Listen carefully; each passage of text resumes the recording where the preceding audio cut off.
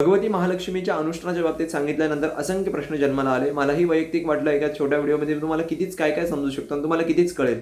मग त्याच आता पूर्ण मार्गदर्शनाकरिता सविस्तर सांगण्यासाठी हा आजचा व्हिडिओ. सर्वांचं स्वागत आहे. सर्वांना दत्तगुरु दिगंबरा सीताराम तुमच्या सर्वांच्या आतमध्ये जे बसलेले रामस्वरूपी ईश्वर आहे त्यांना सर्वांना माझा सर्वांना इथूनच नमस्कार. तर आता सर्वात आधी आपण ह्याला सेवा, अनुष्ठान आणि साधना ह्याच्यातला थोडासा फरक समजून घेऊया. साधना आणि अनुष्ठान दोन्ही एकाच पद्धतीचे आहेत, एकच आहेत, दोन्ही वेगळे वेगळे आहेत, थोडेसे एकच आहेत पण असं समजूया. साधनेमध्ये तुम्हाला काहीतरी साध्य करायचं आहे म्हणून तुम्ही करताय. अनुष्ठानामध्ये तुम्ही एकच गोष्ट आयुष्यभर करत असता किंवा काही पर्टिक्युलर वेळेसाठी करत असता.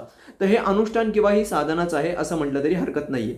आता इथं अनुष्ठान किंवा साधना ह्याला का म्हणावं, कारण इथं तुम्हाला रोज करणं आहे. जसं तुम्ही जेवता तसं तुम्हाला न चुकता हे करणं आहे. जसं आता इथं कशी जबाबदार बुद्धी किंवा निष्ठा कशी असावी अनुष्ठानाच्या किंवा साधनेच्या प्रती, तशीच जशी तुम्ही तुमच्या मुलाला जेवण देता, तसेच जसे तुम्ही घरात नेल्यानंतर तुमच्या एखाद्या मुलाला काहीतरी कपडे घेऊन देता, तशीच इथं निष्ठा बुद्धी असावी. कारण निष्ठा म्हणजे फक्त त्या कार्याच्या प्रती माझा विश्वास किंवा श्रद्धा आहे एवढ्या पुरता नाही. श्रद्धा पण वेगळी विषय, निष्ठा पण वेगळा विषय. त्या कार्याच्या प्रती माझी जबाबदार बुद्धी असावी की मला हे केल्याशिवाय दुसरं काहीच करायचं नाही किंवा हे केल्याशिवाय मी माझं अमुक अमुक झोपणार नाही, जेवणार नाही. अशा बुद्धीने केलं तरच तुम्हाला फलित जे काय असेल ते प्राप्त होतं.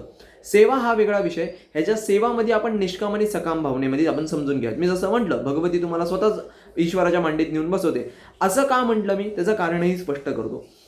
आता तुम्हाला असं वाटेल की गुरुजी आम्हाला त्या भगवतीनी मांडीत पण नेऊन बसवावं कृष्णाच्या आणि आम्हाला आत्ताच्या समस्येतून पण बाहेर निघावं. असं काही होणार नाही.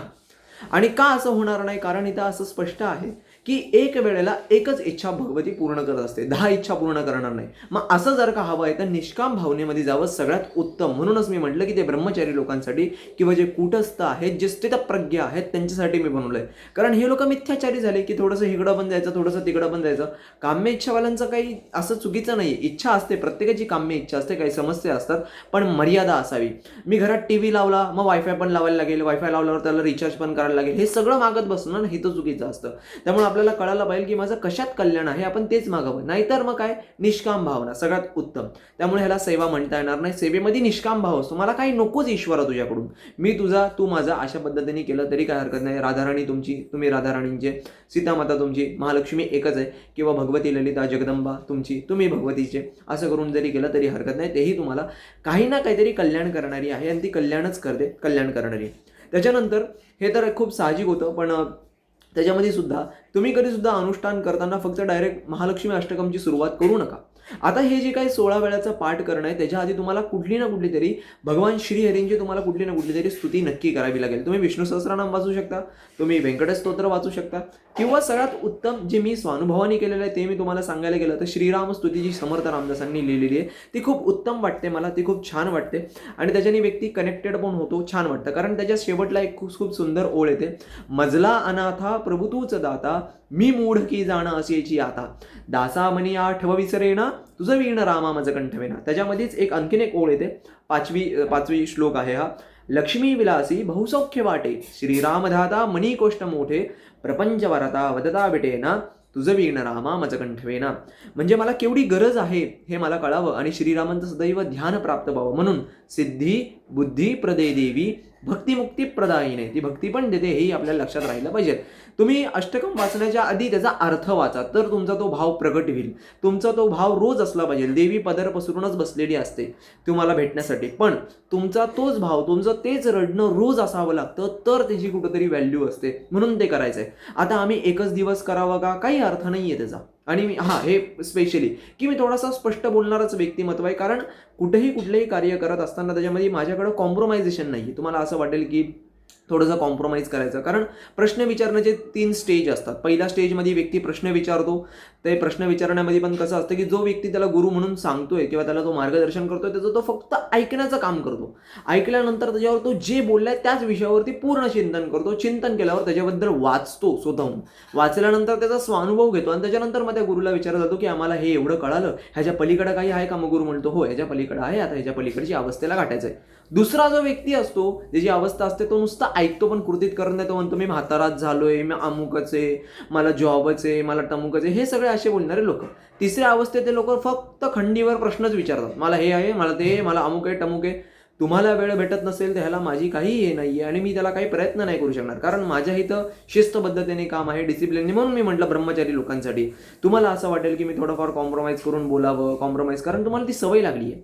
आणि सवय कशी लागली की तुम्ही गेलात, काहीतरी वरदलक्ष्मीचं पोथी उचलली, आली, पोपटासारखा रट्टा मारला, तुम्हाला ना मागचं माहिती आहे ना पुढचं माहिती आहे, तुम्ही कधी देवी भागवत पुराण पण उचलून बघितलं नसेल, शिवपुराण सुद्धा उचलून बघितलं नसेल, तुम्ही फक्त तेवढा पुरता तेवढा, कारण तुम्हाला फक्त पैसाच हवा आहे, तुम्हाला त्या समस्येतूनच बाहेर निघायचं आहे. पण तुम्हाला देवी बुद्धी पण देते हे मान्यच नाही करायचं.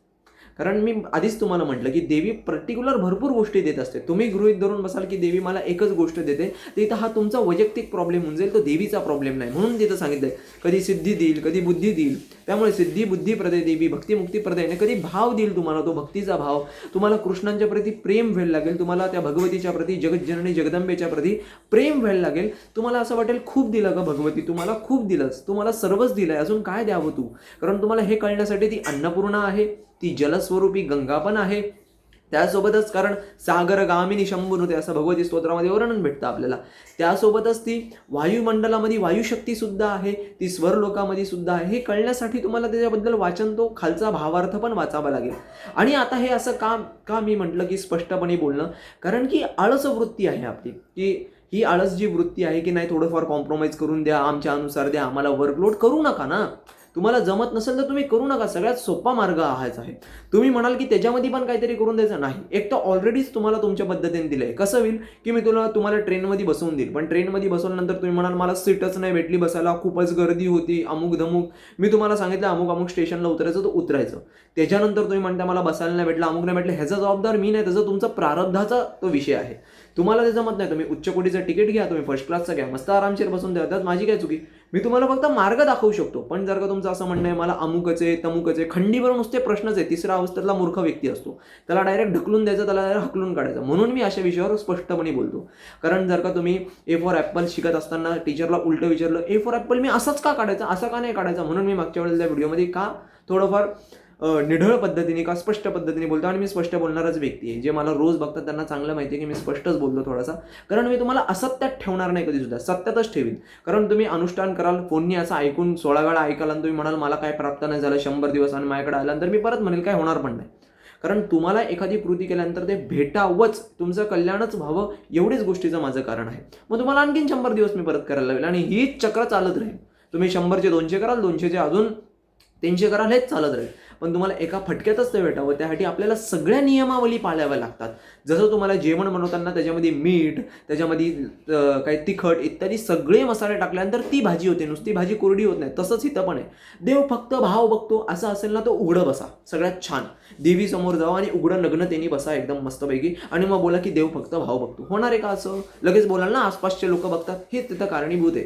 कारण आपण क्रियामान कर्म किंवा हे कर्म करत असताना हे सगळ्याचं पण कारणीभूत असतं, हे आपण लक्षात ठेवूनच कर्म करायचं असतं. म्हणून फक्त देव भाव बघतो. आपल्याकडे सगळं असताना आपण हे जर का बोलायला लागलो ना तर दरिद्रता लागते. कारण जर का तुमच्या मनातून ईश्वर म्हणजे स्वतः श्रीकृष्ण निघून गेले तर तुमच्या मनात कधी भाव जागृत राहत नाही भक्तीचा, आणि देवी गेली तर दरिद्रता लागते डायरेक्ट, मग काही उरतच नाही आपल्यामध्ये. त्यामुळे हे असं नाटक करणं, आपण विचार केला पाहिजे की आपण कसे मिथ्याचारी वागतोय. आपल्याकडे सगळं असून मिथ्याचारी हे गीतेमध्ये परत वाचनाचा विभाग आहे.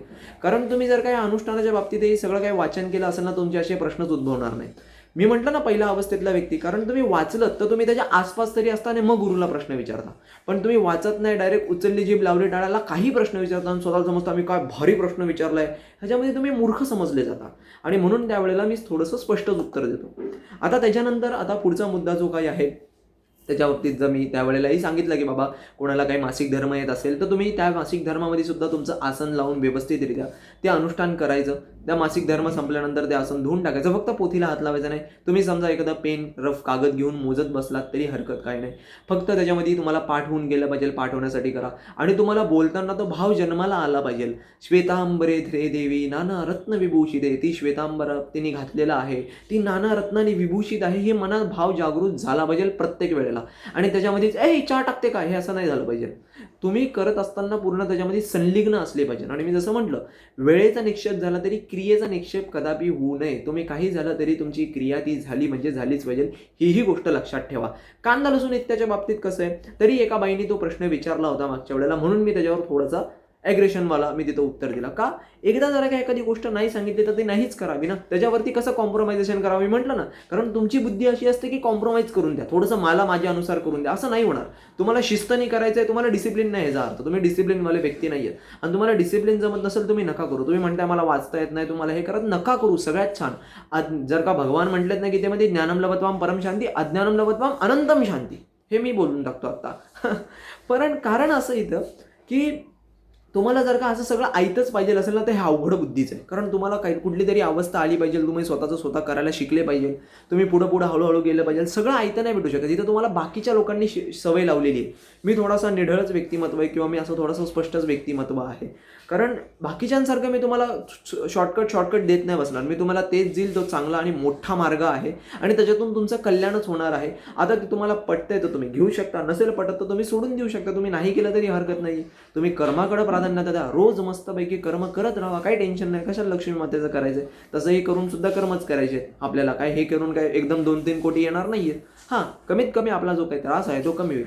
पण त्यामुळे याही दृष्टिकोनाने चालताना आता कांदा लसूणचंच का माझं म्हणणं होतं, ते खाल्ल्यानंतर 3 दिवस ते तुमच्या पोटात असतं. आता हे तुम्ही आतमध्ये जाऊन नाही बघू शकत ना, त्यामुळे मी तुम्हाला सांगितलं नाही करायचं. आता ते नाही करायचं म्हटल्यानंतर नाही करायचं. परत त्याच्यावरती का विवेचन द्यावं की खायचा की नाही. त्यामुळे एका बाईने अमुक प्रश्न विचारला की नाहीच खायचा का? एकदा नाही बोलले तर नाही खायचा, परत कशाला त्याच्याबद्दल प्रश्न उद्भवला पाहिजे. समागम नाही करायचा तर नाही करायचा, ऑब्व्हियसली नाही करायचा. ब्रह्मचारी राहायला पाहिजे. ती देवी जगदंबा आहे. आता त्या जगदंबेच्या इथं सुद्धा तुमची कामुक वासना असेल आणि तुम्ही ते करताना मग तुम्हाला त्याचं फळ नाही भेटणार. कारण तुम्ही सगळं करा आणि शेवटला माझ्याकडेच याल की गुरुजी मला फळ नाही भेटलं. आणि हे करण्याचा कारणभूत मी तुमच्यावरच ढकलील, हेही स्पष्ट बोलतो. कारण मी तुम्हाला बोलील तुम्ही अमुक चुकी केली, तुम्ही अमुक ही गोष्ट नाही केली, त्याला मी काय करू? तुम्ही जेव्हा शिस्तबद्ध असता, तुम्ही जेव्हा नियम असता, जेव्हा तुम्ही कुटस्थ असता, म्हणून तर कृष्ण म्हटले आधी की तू स्थितप्रज्ञ हो अर्जुना आणि आसन लावून एकाच जागी स्थिर बस. ह्याचा अर्थ तुमचं मन स्थिर नाही, तुम्ही चंचल आहात. तुम्हाला तुमच्या मनाच्या अनुसार वागायचं असतं. तुम्हाला कम्फर्ट झोन हवं असतं. दरवेळेला तुम्हाला कम्फर्ट झोन हवंय तर प्लीज हे व्रत नका करू, हे मी स्पष्टपणे बोलतो. कारण नाही होणार तुमच्याकडून ते. तुम्ही तोडून द्याल शेवटला, काही ना काहीतरी तुमच्याकडून प्रॉब्लेम होऊन जाईल आणि तोडून जाल. तुम्ही जर का कुठंसता तुम्ही एखाद्या मार्गावर निघाले की निघाले, मग तुम्हाला त्याच्या पाठीमागं वळून बघायचं नाही, अशा पद्धतीचं असाल तरच तुम्ही हे व्रत करू शकाल. किंवा अनुष्ठान, व्रत नाही अनुष्ठान. त्याच्यामध्ये व्रताने सुद्धा आठवलं, व्रत आणि अनुष्ठानामध्ये छोटासा फरक असतो. तुम्ही वैभव लक्ष्मीचं व्रत करता किंवा मार्गशीर्ष मासाचं व्रत करता, हे कसं असतं, हे कुळाचार परंपरेने आलेलं असतं. हे तर तुम्ही अपेक्षा धरता की लक्ष्मीने तुम्हाला काही ना काहीतरी द्यावं भगवतीने. असं नाही होणार आहे. हे अनुष्ठान आहे तुमचं, आपलं व्रत आहे ते कुळाचाराने आलेलं आहे. त्याच्यामध्ये तुम्हाला काय देणार नाही. या अशा गोष्टी रोज केला तर तुम्हाला गोष्टी भेटतात, तर तुम्हाला काही ना काहीतरी भेटत जातं. कारण कसं भेटतं हे तेही समजून देतो. कसं भेटतं हे अनुभवानेच सांगतोय. तुम्हाला हे भेटत असताना हळूहळू तुमच्यामध्ये समाधान जागृत होतं. देवी तुम्हाला किती दिलंयस ग, मला आत्ता कळायला लागलं सगळं. ही अशी बुद्धी जरा स्थिरावर येते. सिद्धी बुद्धी प्रदे देवी धियो जो ना प्रचोदयात, गायत्री माता बुद्धी देते. तर आता आपल्याला कळायला लागतं की बाबा आपल्याला सगळं भेटायला लागलंय. आणि हे भेटायला लागल्यानंतर, समजल्यानंतर आपल्यात समाधान जागृत होतं. समाधान जागृत झालं की वैराग्यत्व जागृत होतं. कारण एखाद्या गोष्टीचा त्याग करणं ही शरीराची अवस्था आहे. जसं मी ही पेन्सिल आहे, मी याला सोडून दिली, शरीराची अवस्था, त्याग केली. पण मी मनाने विचार करतोय ती पेन्सिल तिथं ठेवलेली आहे, ह्याचा अर्थ ही मनाची.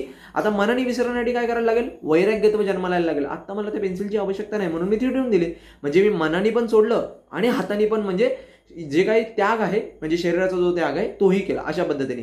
त्यामुळे ही जी काही वैराग्यत्वाची अवस्था आहे ती हळूहळू जन्माला येते. आणि ती हळूहळू जन्माला लागली की तुम्ही सुखी होत जाता. आणि एकदा तुम्ही सुखी झाले की देवी तुमच्यातच असते आणि तुम्ही देवीत असता. म्हणजे तुम्ही आणि देवीमध्ये काही भिन्नता राहत नाही. त्यामुळे ते म्हणत असताना पूर्ण त्याचा एन्जॉय घ्या, पूर्ण एक त्याच्या आनंदात राहावा. तो आनंदाची अनुभूती करा आणि निष्काम भावाने करत असाल तर अधिकच उत्तम आहे. मग तुम्हाला ते अनुभव येतील जे तुम्ही कधी जाणले नसतील 3 महिन्यामध्ये. कारण हे 3 महिन्याचंच आहे. 100 दिवस एकंदरीत, 90 आणि 90चे पुढचे 10 अजून. मग त्यामुळे हे 3 महिन्याचंच आहे. तशा पद्धतीने जावा. त्याच्यानंतर जर का तुम्हाला मासिक धर्म असेल तर शेवटला आणखीन वाढवायचं आहे, तशा पद्धतीने करायचं आहे. येत नसेल ना आपल्याला तर प्रयत्न करा, वाचनाचे सातत्याने प्रयत्न करा आणि मग नंतर करायला जावा. तोपर्यंत करू नका. तुम्ही म्हणाल की त्याच्यासाठी काही शॉर्टकट आहे, काही शॉर्टकट नाही. मी शॉर्टकट देणारातला माणूसच नाही, मी आधीच बोलून स्पष्ट झालेलो आहे. करायचं म्हटल्यावर करायचं. नियम ते नियम, शिस्त ते शिस्त. शास्त्र शॉर्टकट देत नाही. ते आजकालच्या बाकीच्या गुरुजींनी किंवा अमुक लोकांनी ते तुम्हाला आनंद भेटावा म्हणून त्यांनी शॉर्टकट दिलेले आहेत. म्हणून तुम्हाला असं वाटलं की प्रत्येकामध्ये शॉर्टकट असेल. तुम्ही म्हणाल मला वाचता येत नाही, नका नका करू ना, प्रॉब्लेम नाही आहे त्याच्यामधून, काही केलं तर असं काही नाही आहे नाही, नका करू, सोपं. पण त्यासाठी सुद्धा मी तुम्हाला द्यावं, तुम्ही जॉब करता म्हणून मला काहीतरी द्या, काही नाही देणार मी त्याच्यामध्ये. तो तुमचा प्रश्न आहे, तो तुम्ही करावा. मी फक्त अनुष्ठान सांगेल, एवढंच माझं कर्तव्य आहे, गुरु म्हणून किंवा एक मार्गदर्शक म्हणून.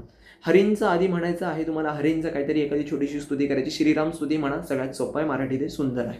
त्याच्यानंतर भगवती महालक्ष्मीचं म्हणा.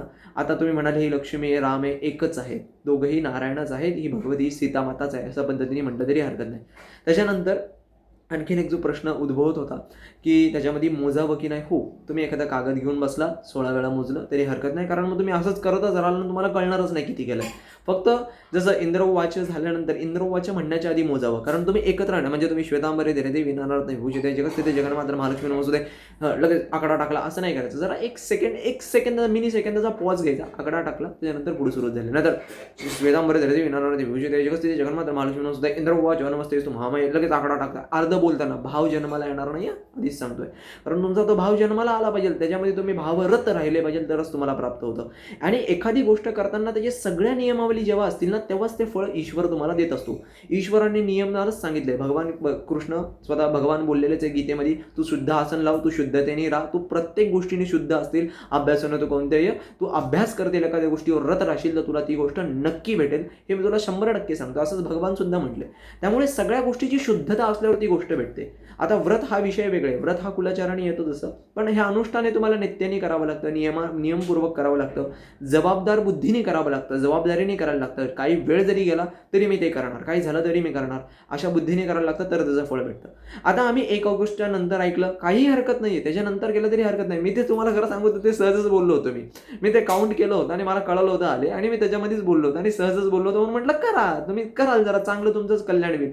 तुमचं म्हणणे आम्हाला नंतर कळायला, नंतर करायचं काही हरकत नाही, तुम्ही दृढ आहात, कुटस्थ आहात तर अधिक छान आहे. आणि हे सगळं अनुष्ठान करताना विशेष करून गीता वाचा, हे विशेष आहे.